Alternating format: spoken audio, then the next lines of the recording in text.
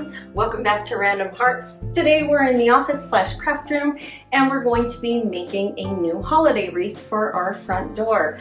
Our wreath that we have used for the last 16 years finally fell apart last year. I went to take it off the door and it just was so brittle. I just decided to trash it. So I have been on the lookout for a new wreath for several years. But my issue is there's not a big enough pocket between the storm door and the front door for most of the commercial wreaths that are made out there.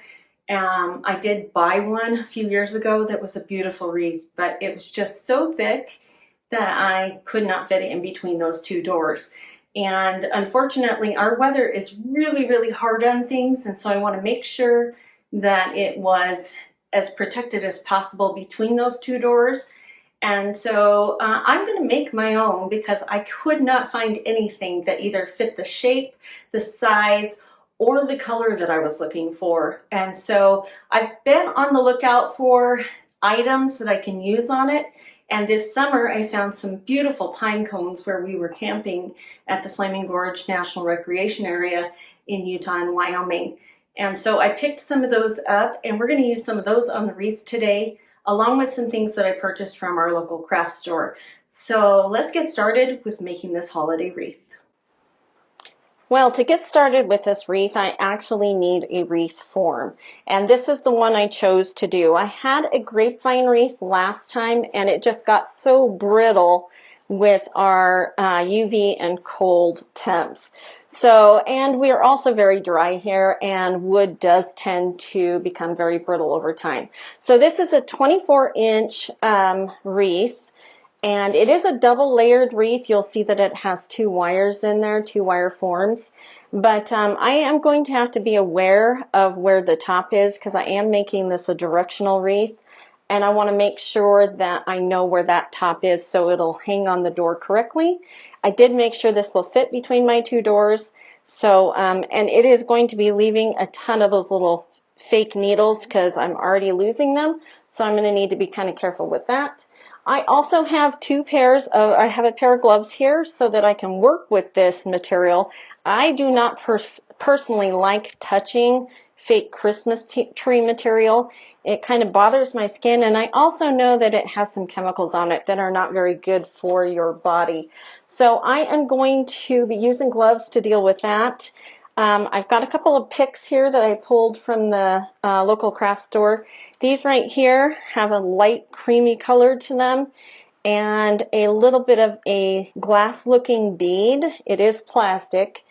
But we're going to use those. I've got two of those. I've got two of these. They've got a little tiny bit of a glitter flocking to them. And the berries themselves are not that foam squishy stuff.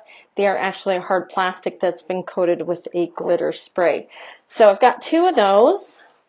I've got one of these, again, not the styrofoam. These are hard plastic. They're not going to break down quite as fast.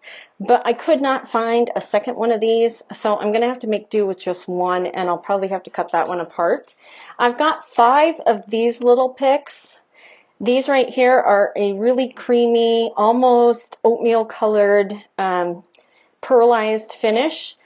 And I've got 5 of them. They all have a silver leaf on the back except for one. One of them broke off as I was bringing it home, and I don't think I like the silver leaf on it anyway, so I think I'll probably take that off of all of them. So I've got 5 of those little tiny picks. I've got a pair of scissors. I've got some needle nose pliers so I can twist my wires. I've got a pair of little side snips so I can cut my wires. I've got my glue gun. I've got a silicone mat to sit my glue gun on because this mat that I'm working on actually will melt if the temperature is hot enough, and it will not melt on the silicone. I've also got a couple of spools of ribbon here. This ribbon was brand new purchase just the other day. This one has a wire in it, so does this one. I might be using both of them or just one of them. I have not decided yet. that will come as we start putting this wreath together. I've also got some floral wire here. I do not remember the gauge on this. This is a very old package that I've had for many years and have used on many projects. It's a pretty thick gauge though, so we'll be using that. These are the pine cones that I picked up from our campsite. These were on the ground, so you can see there's quite a bit of dirt in them and even some grass and needles. I will not probably be using these two larger ones. They're just a little too thick, but I've got 5 of these smaller ones in here, and I think they will be perfect for this project. So I am ready to get started. Let's just get to this. All right, the first thing I want to do is I want to fluff this wreath up just a little and kind of get the shape the way I want it. I do not want this wreath to be too fluffy, but I do not want it all matted to the center either. And so when this came from the store, it was sitting on a kind of like a tower with a whole bunch of other wreaths, and they were all stacked on top of each other. So it's pretty squashed, and I'm just fluffing it just like you would your Christmas tree. If you have a fake Christmas tree, you will know what I'm talking about. By the way, leave your comment in the comment section on whether you like a real tree or you like a fake tree. I am fake tree. We've had a couple of real trees in our life, and my experience with them is they are pretty hungry for water. They leave a lot of needles on the floor, much more than these fake needles. And they just don't last as long. And the ones we can get around here usually are not super fragrant. So you're not getting the benefits of extra fragrance. So I am just fluffing this guy up, and you can see I'm going to have some problems right here where this is coming to the center. I want to bring this outward a little because I do not want that much fluff in my center. So I'm just working with this a little here, and hopefully we'll get a better shape out of this than what was already here.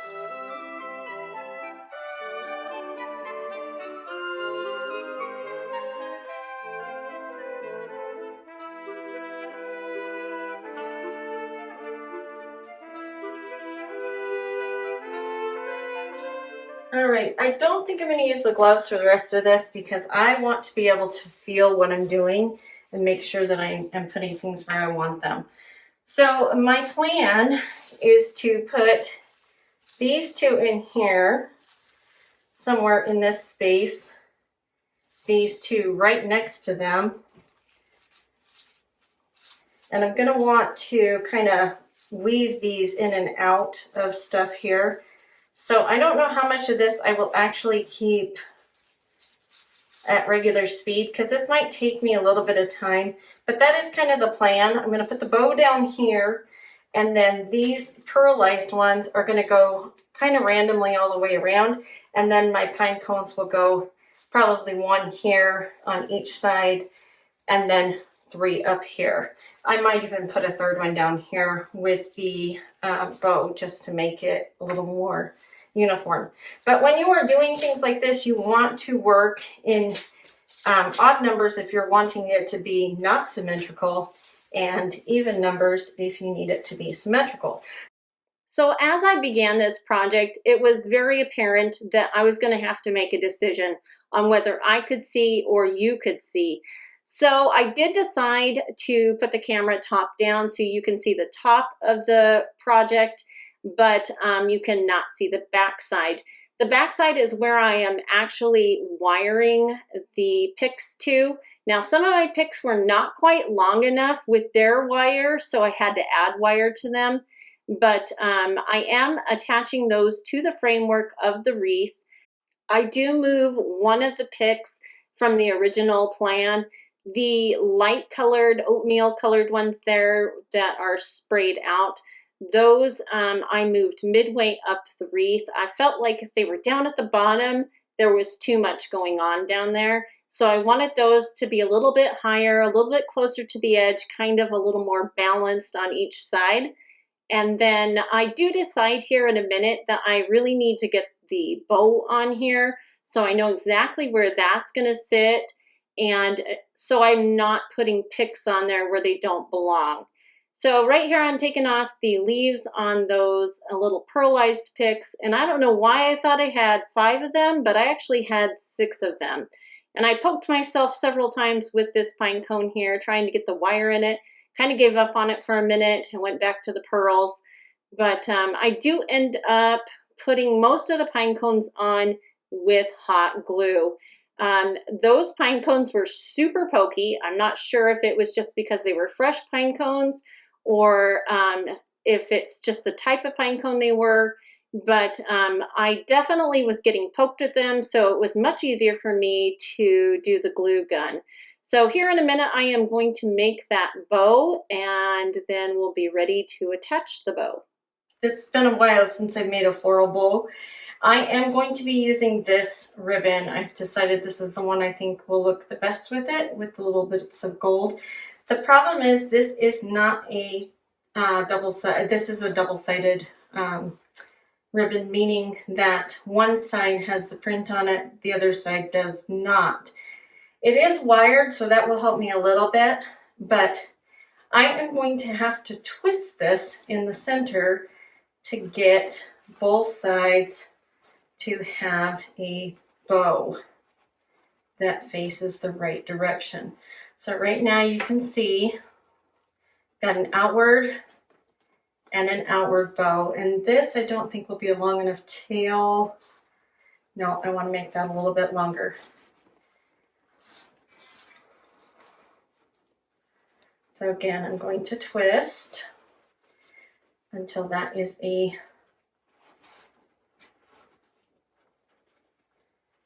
length I'd like it.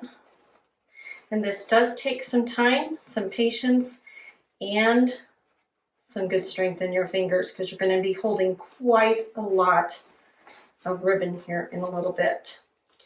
So I'm going to go ahead and make this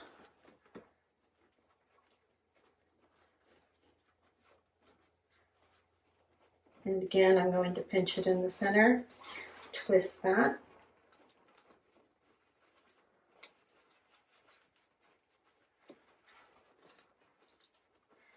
I'm trying to put, I think, 5 loops on each side. We'll see if that will work or not. Right now I have 3 on each side. So I will just keep working with this. So I probably could have sped up the footage here on this bow, but I wanted you to see in its entirety how I made this bow and the struggle that can sometimes happen when you are building a floral bow like this. But so I did not speed this up, and hopefully it doesn't get too boring.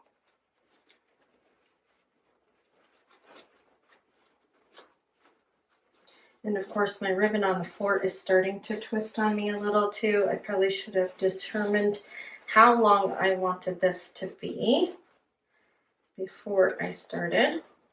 I ended up using about 9 feet of ribbon total. Okay, that is my 5 right there. And this last twist, I need to keep my tail for the other side. So approximately however long I have that, I want to cut about that long. Okay, so here's the tricky part. Now I need to take and run my wire through that.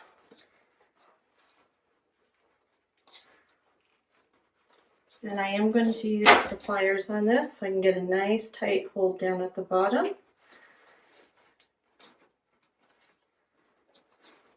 And it looks like garbage right now, but trust me, it's going to look fine when we're done in the end. All right, so I've got my loops.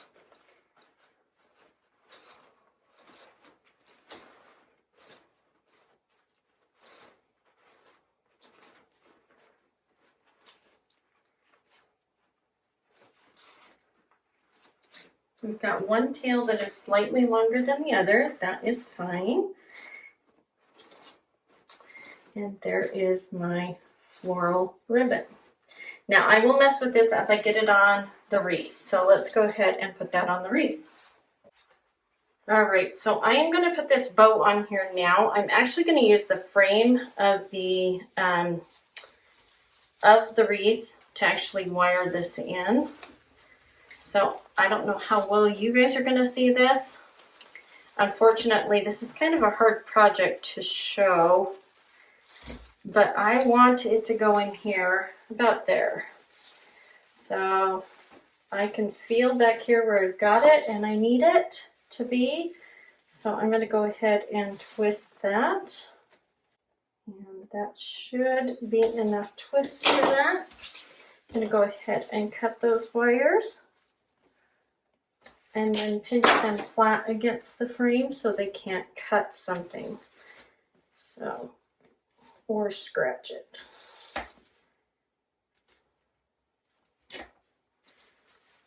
Okay, I think that is good. So the wreath is looking more like a wreath, but I still need to do some fluffing. I still have quite a few things to add yet. Well, this project took me quite a bit longer than I expected. It did take me a little over an hour to complete this. I didn't think it would take that long, but I was setting up cameras. I actually restarted the project at one point because I was not liking the way it looked and felt like the bottom of the wreath was getting too cluttered. And so I did start over at one point. You guys missed all that because I cut all that out.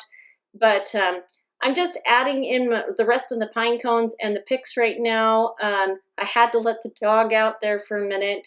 She was needing attention. And so, yeah, I'm just adding what I can here. I ended up gluing basically all of the pine cones except for that first one. And so everything is pretty much glued to this. I don't think I can ever take them off unless I destroy the wreath, which was not my intention. That wasn't what I had planned to do. But I'm just going to add these red berries here. Like I said, I had to cannibalize those. I really wish I could have found 2 of those. They really make the wreath pop, and I really needed that color in there, but I'm just using the needle nose pliers to help me with that glue so that I'm not burning myself.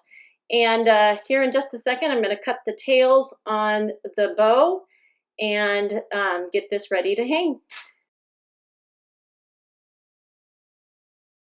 Well, friends, that's going to do it for our craft project today. We did finish up the wreath. It's hanging on our front door, and it looks wonderful. I am so happy with how it turned out. It was a little tougher than I thought it was going to be, and it's actually a lot tougher to capture this on camera as well as show you what I'm doing. And so I have not learned that art yet. I'm working on it. Be patient with me.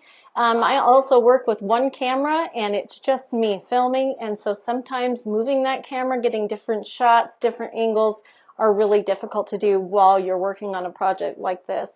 So I did shut the door. Our storm door is all glass, and I wanted to take a picture, but unfortunately all I was getting was my reflection and my neighbor's house. So you'll just have to trust me on this. It actually fits between the 2 doors. The only thing that's kind of an issue is this ribbon right here. You can see it's kind of flattened out. That's because when I shut the door, it flattened the ribbon. But I am okay with that. Everything else fits perfectly. This will work for December and January because of its color scheme. It's not super holiday oriented. It's just more winter oriented, which is what I was looking for. And actually, I feel like the most expensive part of this whole project was the wreath itself. That was about $20, and if I could have waited till the end of this season or had picked up one last season at the end of the season when they all went on clearance, this would have been a much cheaper project. But because I didn't use a ribbon that was holiday oriented, that was cheaper because it was not a specialty ribbon. And the pine cones were free. So yeah, when you're out and about, and I know this is hard to do sometimes when it's 90 degrees during the summer months, look for those things like sticks and twigs and natural items when you're camping or out in the wilderness that you could use on a project like this. And so I saw those pine cones immediately this summer and thought, you know, I can make those into a wreath. So I appreciate you guys coming along today as I made this project. I appreciate you being here. I hope you're having a lovely day wherever you are, and we'll talk to you soon. Bye.